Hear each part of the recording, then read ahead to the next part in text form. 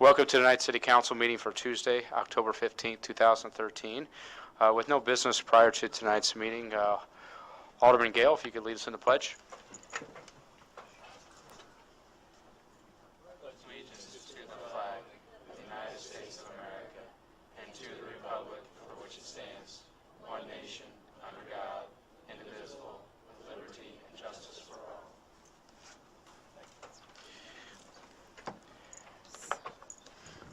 This meeting will now come to order. Clerk, please call the roll. Alderman Gale. Here. Mann. Dusterhouse. Here. Bauer. Here. Holbrook. Havermill. Here. Farha. Here. Sassen. Here. Rhine. Here. Lepper. Here. Mussolino. Here. Brink. Here. Heineke. Hoslag. Here. 11 present, 3 absent. Mr. Chairman, Yes, Alderman. I move that the absent alderman be excused. Second.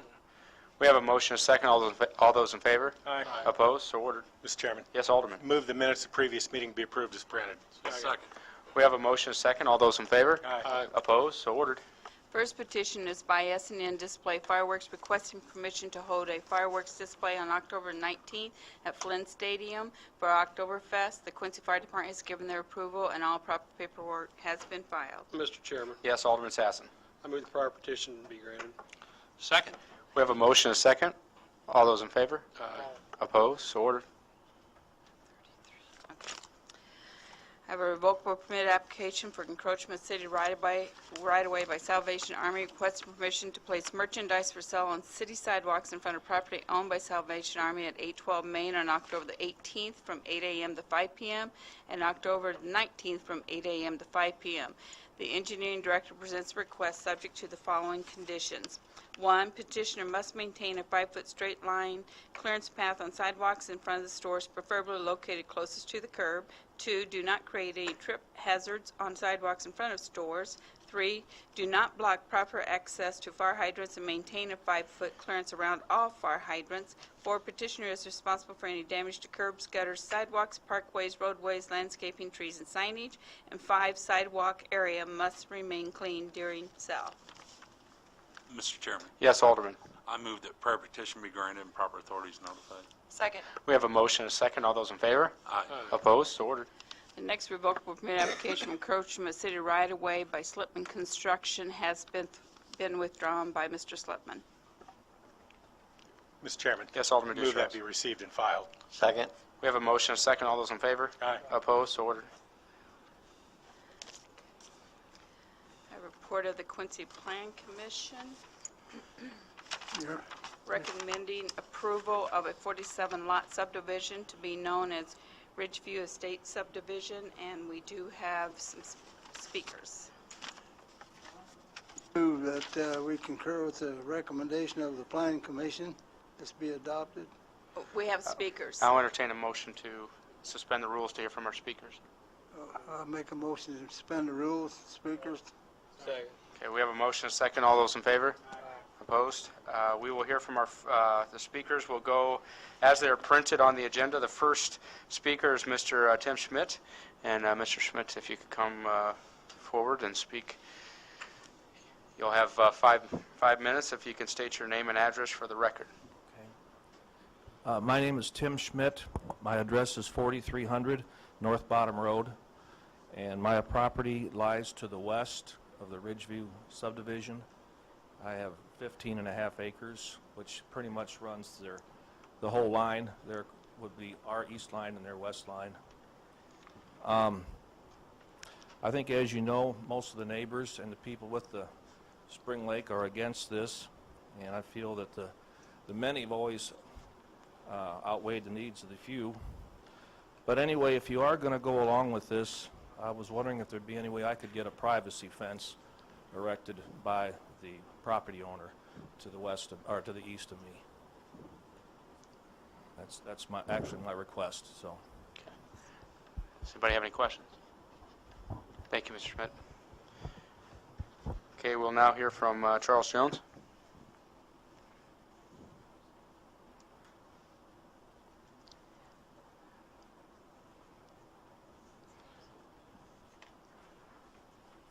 Welcome back, and I'll remind you that if you could state your name and address for the record, and you have 5 minutes. Charlie Jones, I live at 610 Long Drive, and Kyle mentioned there, welcome back. Some of you may not know I was city engineer for 30 years. I was employed by the city 32 years, and actually sat on the planning commission for 30 years, which about half of that I was a voting member. And I want to point out that as an employee, I had to live within the city limits at that time. Couldn't live outside the city, and never really envisioned living in Spring Lake Estates. So I just want to point that out, that I didn't anticipate moving to this location when I was city engineer. First thing I want to mention is the traffic that's mentioned. The developer says he's going to generate about 400 vehicles a day, and I think that's significant for those people that are on Long Drive. I live on Long Drive. I'm adjacent to the development. There's only like half those lots on Long Drive, so those existing houses are only going to produce like 200 vehicles a day, and that's like an increase of 200%. For me, at the end of the road, that's like 2,000%. The traffic that was discussed at the Plan Commission meeting was all reference to capacity. Well, this is a subdivision road. They were comparing it with 2-lane roads that are collectors, or I'm sure if you want to compare it with US 24 or 12th Street, it's not anywhere near that. But it is significant change or impact us as residents there, because it's a dramatic change. Also, there's the intersection of 12th Street, US 24, and Spring Lake Estates. I'm sure I'm not really sure, because I haven't really compared the traffic warrants there, but this increase of traffic, there will be some delays getting into and out of the subdivision. I don't think they're any close. I think they're not close to the warrants for a signal, but I really haven't looked at that. But I don't think it's my gut feeling that they wouldn't be.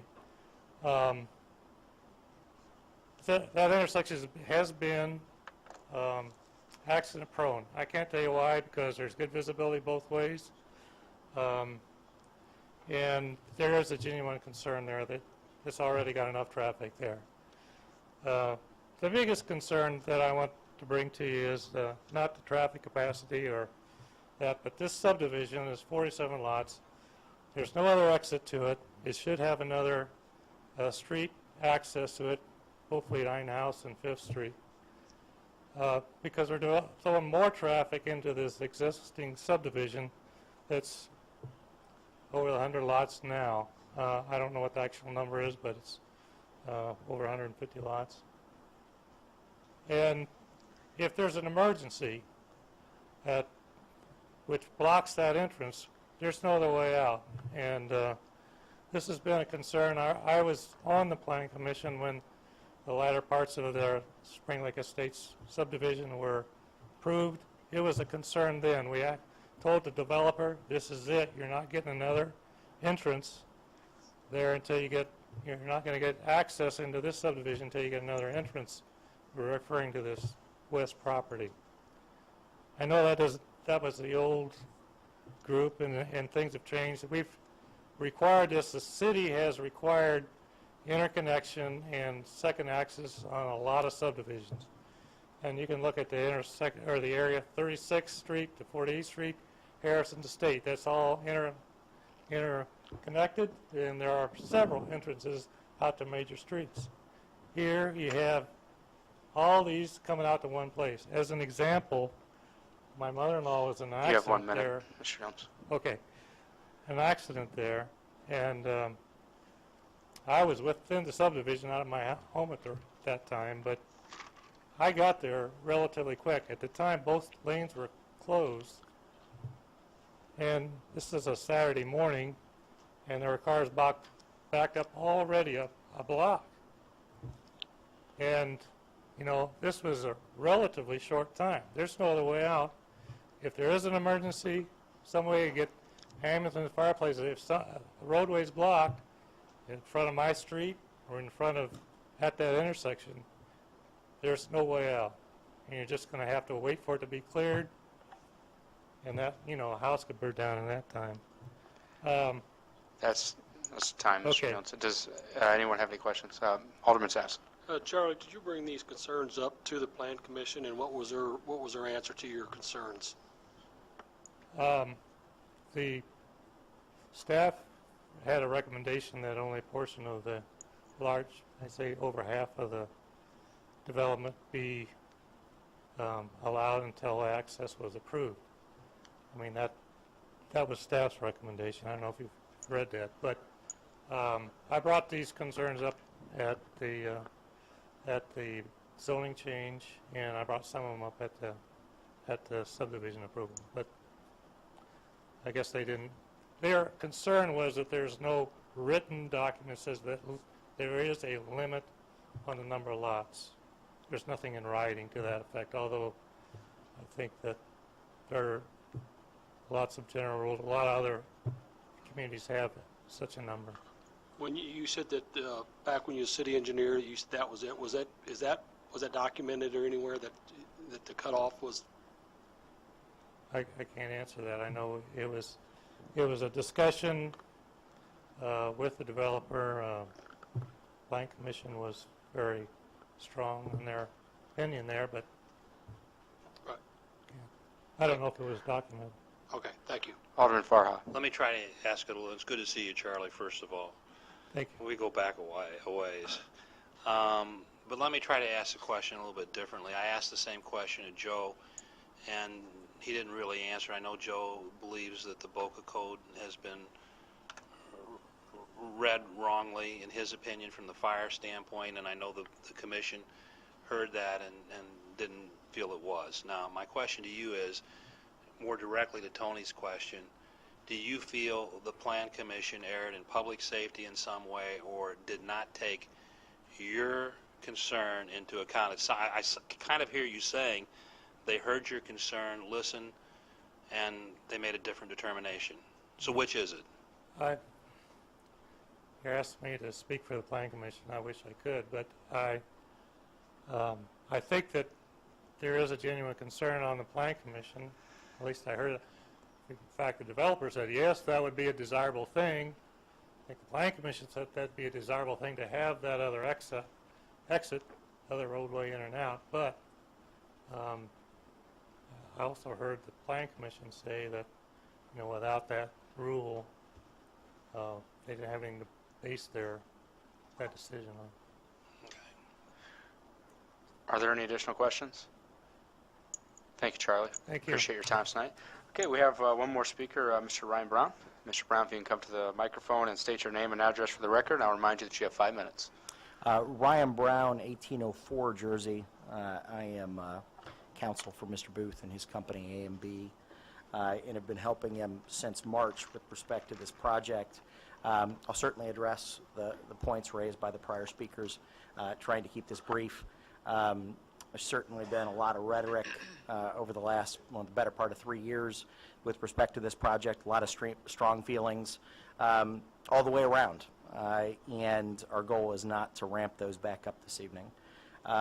One thing I want to briefly go through, and I think I can do it in 5 minutes, is the history behind the proposed subdivision development.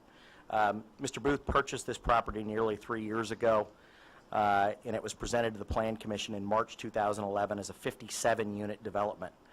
There was initial subdivision review done prior to the March 8, 2011 Plan Commission meeting. That review raised the 2006 International Fire Code and noted that staff would only recommend approval if a secondary access road was secured provided. But importantly, the review also noted that the number of additional trips generated in Spring Lake Estates was not in and of itself a matter of concern. In other words, in 2011, staff's primary concern related to the International Fire Code, not traffic generated by 57 residences with a single exit. When my firm first became involved, a partner of mine who has worked for municipalities for the better part of 2 decades reviewed the prior communications the March 2011 subdivision review, and the International Fire Code, including how the City of Quincy and other municipalities have reviewed the two express exceptions to the code. Not made-up exceptions, but with respect to the two access points, there are two express exceptions. And in consulting with Mr. Booth in Klingner's office, who has been involved throughout this process, we agreed to reintroduce the subdivision with certain changes. Initially, working with Klingner, we and Booth agreed to reduce the plat to 47 residences, down from the original 57, in hopes that same would help appease some of the concerns of the Spring Lake neighbors, both with respect to traffic and regards to additional condos and multifamily structures, as some of those issues have come up in the past. Next, in hopes of clarifying specific issues that are before us, we decided to break the presentation of the subdivision into three distinct phases, with each kind of specifically addressing guidelines and protocols as laid out in the Quincy Municipal Code. So once the revised plat was complete, we first moved forward with the request for zoning change in the August Plan Commission meeting. One reason why we did that is, again, as this became heated, there was some rhetoric, admittedly, on both sides, comments about hog farms and other things, people getting very upset. We wanted to make very clear that that was never our intention. It would never be used for that. This was for residential, as it is listed on the city's long-term plan. Once we addressed zoning, we moved on to the International Fire Code. We followed the specific procedure outlined in Municipal Code Section 23.1003 to appeal a ruling of the fire chief. That appellate hearing on September 5th, the Building Commission entertained more than an hour of discussion regarding what other municipalities have done, what Quincy has done in the past, and what would work in these specific circumstances. And at that point, they agreed that the subdivision plat as proposed with 47 residences did meet the requirements of Exception 2 by creating a connection to a future development, not a phased development, not a limited development, but to a future development. During that hearing, we absolutely said that secondary access is desirable. It is desirable. It would be silly for me to sit here Mr. Brown, you have 1 minute. and tell you that an unlimited number of homes sitting on a single access somehow makes sense. That is not our point. Our point is there are 109 residences there now. We certainly believe, looking at both past with the city as well as what other communities have done, that an additional 47 residences does not present a risk, noting that secondary access will exist with a future development. In conclusion, as presented, we meet the International Fire Code and everything else under the Municipal Code. We've already reduced from 57 down to 47, and just from an economic development standpoint, we believe this has very positive potential benefits for the north end of town. Thank you. Thank you. Does any alderman have any questions? Mr. Ryan. Do you believe that no, you wouldn't believe, but you want us to support the Plan Commission's vote. If we don't, do you believe we have broken some statutory law or case law?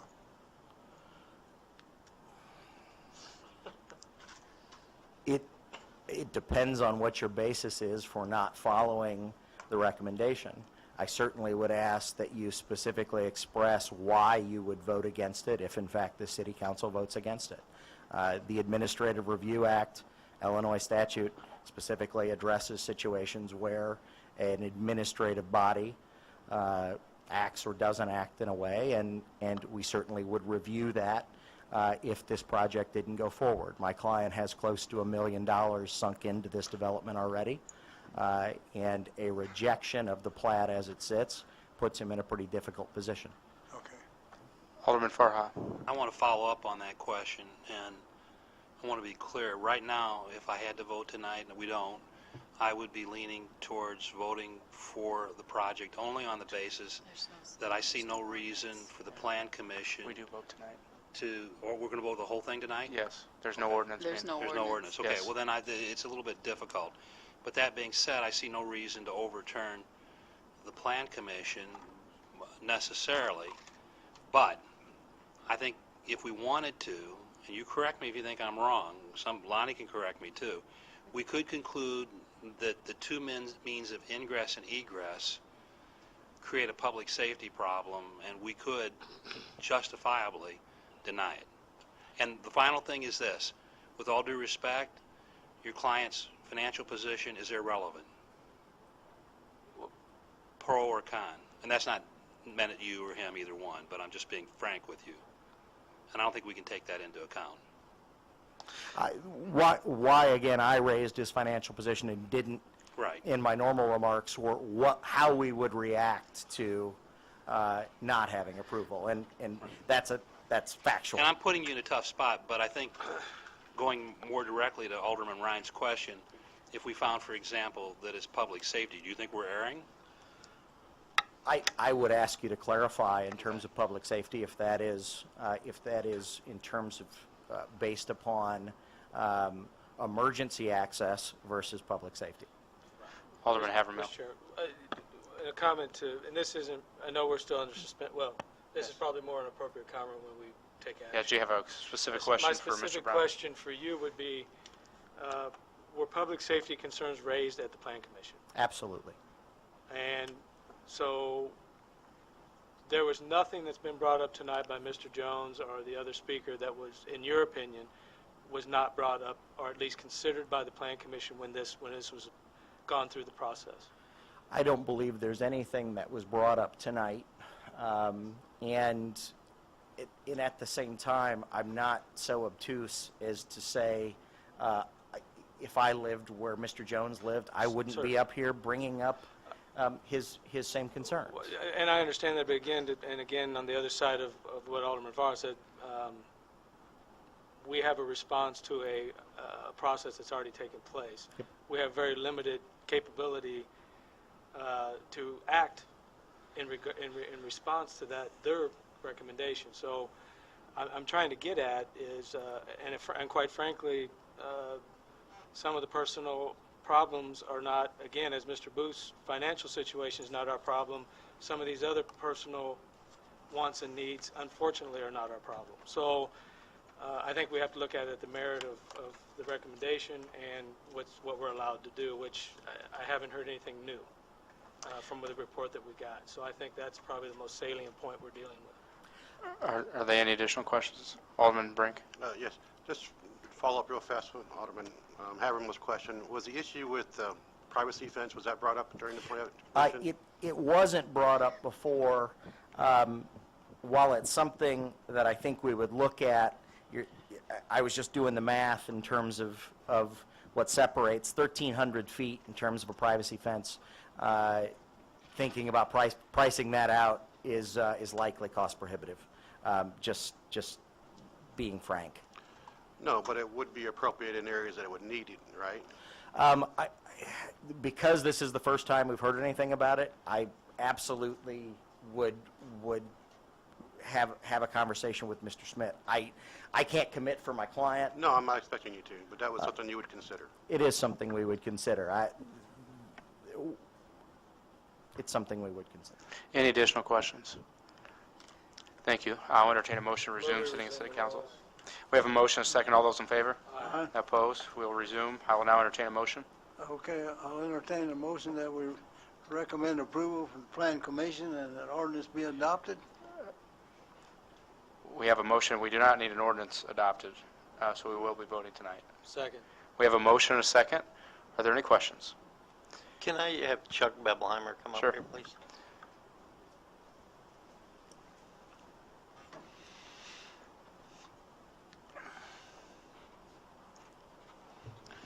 Chuck, under the subdivision rules, do they have to have a buffer or anything on that west? No. No. Okay. There's no. nothing There's not a requiring requirement that a subdivision be buffered from woods, which is generally what's to the west of this property. Okay. Rural lands.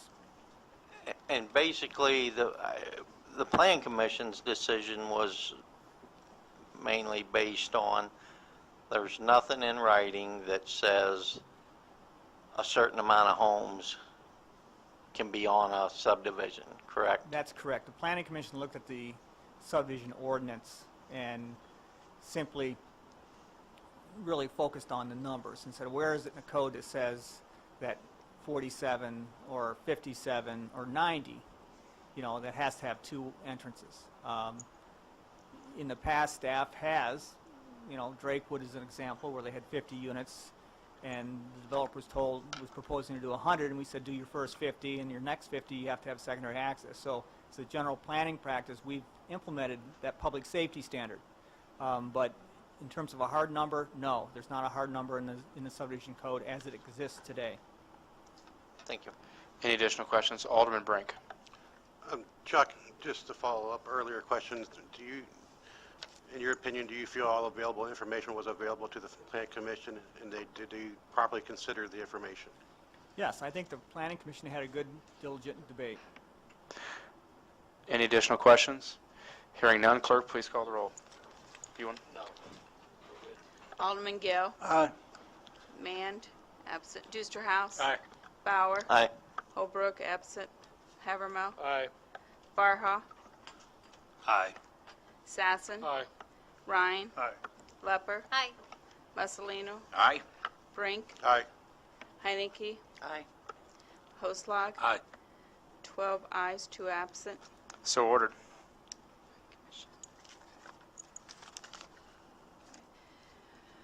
Have the sales tax report for July to be $745,556.01. Move that be received and filed. Second. We have a motion and a second. All those in favor? Opposed? So ordered. And the home rule sales tax for July to be $728,419.85. Move that take the same course. Second. All those in favor? Opposed? So ordered. First resolution is Quincy Transit Lines Director and Comptroller requesting approval of a short-term loan of up to $600,000 as needed from the general fund to Quincy Transit Lines to pay operating expenses. Your Honor, Yes, Alderman Brink. I move for adoption of the resolution. Second. We have a motion and a second. Are there any questions? Hearing none, clerk, please call the roll. Alderman Gale. Aye. Mand. Dusterhouse. Aye. Bauer. Aye. Holbrook. Havermill. Aye. Farha. Aye. Sassen. Aye. Ryan. Aye. Lepper. Aye. Mussolino. Aye. Brink. Aye. Heinecke. Aye. Hoslag. Aye. 12 ayes, 2 absent. The resolution is adopted. Next resolution is amending regulatory and land use restriction agreement with Illinois Housing Development Authority Neighborhood Stabilization Program. Mr. Chairman, Yes, Alderman. I move we adopt the resolution. Second. We have a motion and a second. Are there any questions? Yes. Alderman Havermill. I have one for Chuck.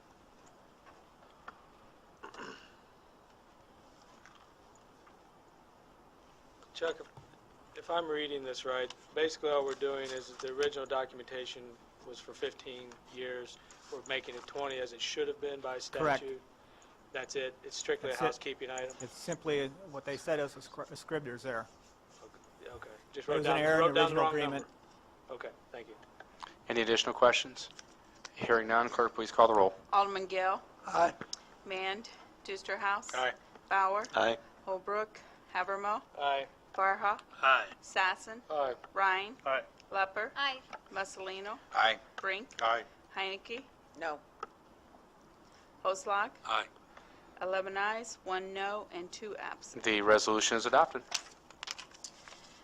Next resolution is Police Chief, Police Automatic Committee, Information Technology Director, and Interim Purchasing Director recommending the agreement with Interact Public Safety Systems, Dallas, Texas, in the amount of $12,750.38 be extended for another year to cover the period of July 1st, 2013 through June 30th, 2014 for maintenance fee for the software provided by the sole source provider for mobile data system.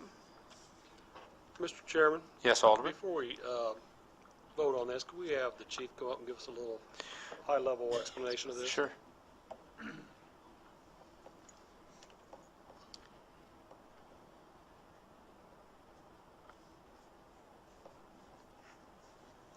Chief, can you just kind of give us a high level of why this is needed and versus your cell phones and, Yeah, this is the software that allows the officers to use the mobile data computers in the squad cars, being able to run driver's license and license plate information from the car, keeps them from having to tie up the radio traffic for those type of things, keeping that free for more important radio traffic. It's also more secure. Information can be passed back and forth between dispatch, police station, and officers without putting it over the radio. And it's more and more calls are being dispatched this way, and it would be a huge step backwards not to continue on with the mobile data computers. And without this software, we couldn't do that. Any additional questions? No, thanks, Chief. I'll entertain a motion. Mr. Chairman, I move to adopt the resolution. We have a motion, a second to adopt the resolution. Are there any further questions? Hearing none, clerk, please call the roll. Alderman Gale. Aye. Mand. Dusterhouse. Aye. Bauer. Aye. Holbrook. Havermill. Aye. Farha. Aye. Sassen. Aye. Ryan. Aye. Lepper. Aye. Mussolino. Aye. Brink. Aye. Heinecke. Aye. Hoslag. Aye. 12 ayes, 2 absent. The resolution is adopted. Our last resolution is Aeronautics Committee recommending the lease of the office space within our station building to Agintelex Incorporated. Mr. Chairman, Yes, Alderman Dusterhouse. I move for adoption of the resolution. Second. We have a motion, a second. Are there any questions? Can we have Jared come up and give us a brief explanation of what we're doing here?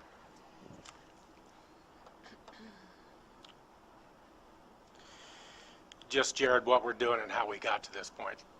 What this is Ag Intellect was previously renting office space in the restaurant. Once we started revamping the restaurant for a potential renter, we asked Mr. Moss, who is the owner and operator of Ag Intellect, to move off the premises, at which time he requested some sort of space available there at the airport. What we found was we had unutilized space in the ARF building. We proposed that to Mr. Moss. He agreed, and we're presenting it to City Council this evening. Are there any additional questions? Alderman Ryan. Yeah, I was particularly interested in how you arrived at the monthly electric charge. The monthly electric charge was approximately the amount that was being utilized when he was in the restaurant. It's a web-based business. All he's really operating inside there is lights and his computer. Okay, and that was in the summer months with air conditioning and all that? The building is maintained already, a climate-controlled environment, so there's really no additional fee added onto that. Okay. So you feel that that's an adequate and fair amount to charge? Yes, sir. Are there any additional questions? Hearing none, clerk, please call the roll. Alderman Gale. Aye. Mand. Dusterhouse. Aye. Bauer. Aye. Holbrook. Havermill. Aye. Farha. Aye. Sassen. Aye. Ryan. Aye. Lepper. Aye. Mussolino. Aye. Brink. Aye. Heinecke. Aye. Hoslag. Aye. 12 ayes, 2 absent. The resolution is adopted. I have an ordinance up for adoption. This is amending the fiscal year budget. I'll entertain a motion to adopt the ordinance. Move the ordinance be adopted. Second. We have a motion, a second. Are there any questions? Hearing none, clerk, please call the roll. Alderman Gale. Aye. Mand. Dusterhouse. Aye. Bauer. Aye. Holbrook. Havermill. Aye. Farha. Aye. Sassen. Aye. Ryan. Aye. Lepper. Aye. Mussolino. Aye. Brink. Aye. Heinecke. Aye. Hoslag. Aye. 12 ayes, 2 absent. The ordinance is adopted. Next ordinance is up for first reading. Mr. Chairman, Yes, Alderman.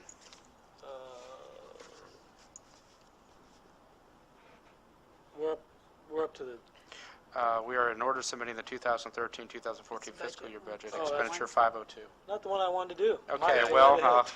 I'll make Pass a them out. motion that we read that a first time by title only. Sorry. we have a motion, a second to read this first time by title. All those in favor?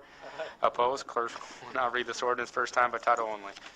An ordinance amending the 2013-2014 fiscal year budget. Herein is the first reading by title only. Your Honor, Yes, Alderwoman. can we get a brief explanation of what this is for? Sure. David Kemp, Utilities Director. When the budget was passed last year, we were doing anaerobic digestion of our sludges. We are in the process now of going from anaerobic to aerobic. There's about 40% sludge more generated, even though the structures themselves are less expensive to contain the sludges. The volumes have increased.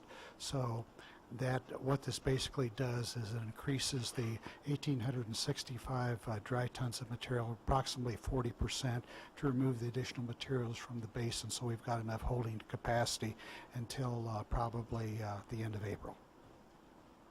So once we get over to this aerobic sludge, will that actually save us money in the long run? It will, as far as the total life cost cycles, because the structures that will hold this sludge will be less expensive than the ones we currently have.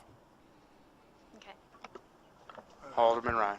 Okay, so exactly what is cheaper? The life cycle analysis of aerobic sludge decomposition is cheaper than anaerobic. So we're spending less money on what? Spending less money on, ultimately we'll spend less money on the modifications to the sludge holding tanks that we need to contain that sludge in, to generate that sludge and treat it. Right now we're spending more, but we should save less. Your Honor? Yes, Alderwoman. So how much, since we're spending more right now to save less in the future, how much will we be saving from that, like when you compared your cost comparisons, how much should we be saving with that aerobic sludge? I don't have those figures exactly. I think those figures were presented to the council when we looked at our energy conservation. I'll be glad to look that up for you and let you know. Okay. I'd be glad to do that. Or Jeffrey might have an answer to that, yes.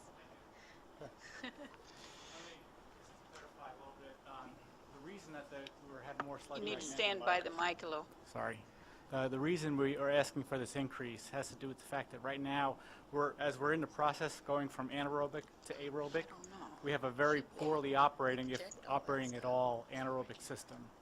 So we're not getting digestion. So our quantities have gone up, like David said, 40%. When the new system is in place, the sludge level will go back down to what it was previously.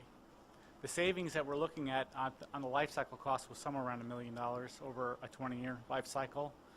That has to do with equipment costs. Replacing the equipment down for anaerobic sludge digestion was on the order of $5 million,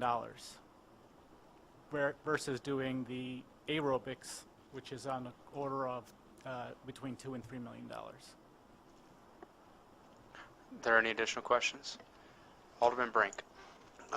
Director Kent, is there any urgency to pass this tonight? No, it's just a first reading, Alderman.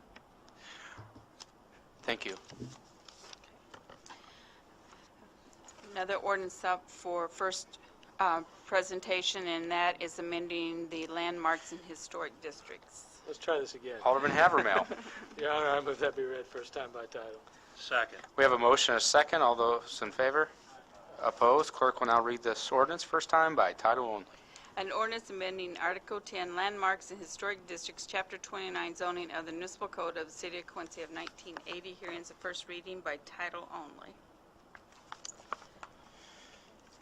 Have the report of the Finance Committee, and transfers as a negative figure of $199,500 because we paid back $311,000 to the transit loan. Expenditures, $522,888.63, and payroll to be $117,162.47. Farha, Sassen, Duster House, Havermill, Hoslag Committee. Move the report be received and the vouchers issued for the various amounts. Second. We have a motion and a second. Clerk, please call the roll. Alderman Gale. Aye. Mand. Duster House. Aye. Bauer. Aye. Holbrook. Havermill. Aye. Farha. Aye. Sassen. Aye. Ryan. Aye. Lepper. Aye. Mussolino. Aye. Brink. Aye. Heinecke. Aye. Hoslag. Aye. 12 ayes, 2 absent. So ordered. Any additional business, Madam Clerk? Okay. Alderman Gale, any new business? No new business, Your Honor. Alderman Dustraus. No new business, Your Honor. Alderman Bauer. No, sir. Alderman Havermill. No, thank you. I've got 3 items. First, I was supposed to announce this last week and forgot. I apologize to Chuck Bevelheimer. Parking lot K is now open. There are still a few things that need to be done, I guess some lighting and such, but it's free for everybody to use parking downtown, 6th and Jersey, so be sure to utilize that if you're downtown. Also announced last week, but would like to invite everybody in the audience and at home that I will be hosting a citywide town hall on October the 22nd at the Kroc Center in the Meadow Room from 5:30 p.m. to 6:30 p.m. Start the hour off with just a few remarks on my first 6 months in office, and then open the floor up to any questions and concerns. I hope this will be a very good dialogue with the citizens from all over the city. Light refreshments will be served, so I hope you'll be able to attend. And it will be an hour, as in the third ward. We start at 5:30, end at 6:30, but I'll stay all night if there's a lot of questions individually. So hope everybody will be able to make it.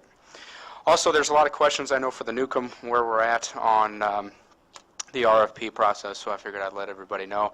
The reason we haven't presented anything to the council right now is because when we filed our consent foreclosure, which we agreed upon, the holder of the mechanics lien had the possibility to object, and they did that, which means that they have 30 days from the date of their objection to basically pay us in full, and then they would receive the title for the property. We don't believe they'll pay us in full. We don't believe they realize that the person owes us $500,000. But we do have 30 days before we receive that title. That title, if all goes according to what we think, we would have that on November 4th, so we will have a presentation for the council on November the 4th. We did receive many RFPs back, and we're qualifying those bids on who can do those in the amount of time they're saying and doing our due diligence. So you'll receive more information in the upcoming weeks, but there's really nothing to be done because we won't have the title for another 2 weeks, and there's no sense spending money on a property that we don't own right now. So I'll answer any questions if anybody has any, but just wanted to update everybody on that. Mayor, does that Yes. include the back taxes on that? That's correct. And on anything, let's see, it's such costs and expenses advanced by us with interest as well. Thank you. I have no additional business. Alderman Farah.